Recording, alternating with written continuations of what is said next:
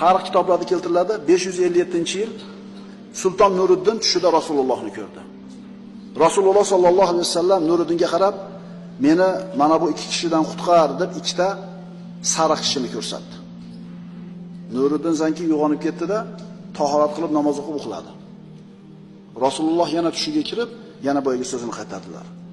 "Meni mana bu ikkita sariq kishidan qutqargin."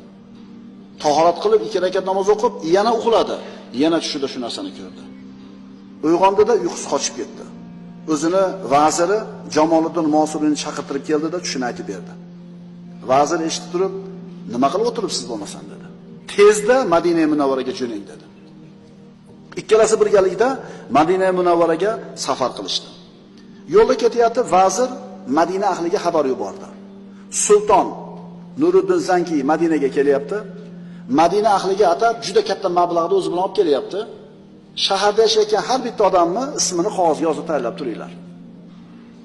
Bironta odam qolmasin. Ular kirib kelishdi. Nuriddin Zanki Madinaga kirgan tongning kechasida qattiq chaqmoq momo guldiray bo'lib, Madinadagi tog'lar bir maydanlab ketadigan darajada qattiq chaqmoq bo'ldi. Ular Madinaga kelishdi. Boyagi gap bo'yicha Madina ahliga nafaqatni tarqatishni boshlashdi. Hamma keldi, olar ekan, Nuriddin Zanki har bitta kelgan odamga tikilib qarar edi. Rasululloh unga tushida ko'rsatgan kishini qidirib.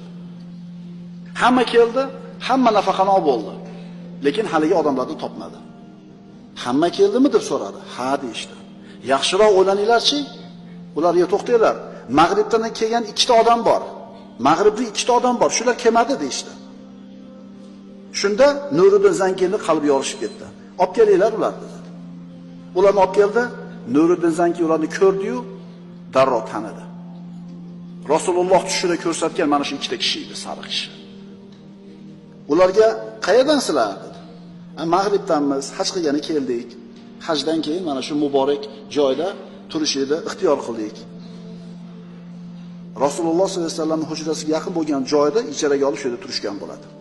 Sulton, "Rostini aytinglar" dedi. Ular yana shu so'zini takrorlashdi. Sulton qayerda turishligini so'radi ulardan.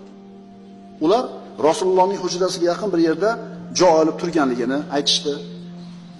Odamlar maqtab ketishdi.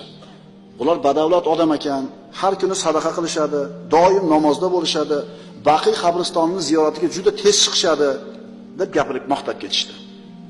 Sulton ikkalasini ushlab turinglar deb qo'ydi-da, aytilgan ularning uyiga bordi, kavlangan tuproqni topdi.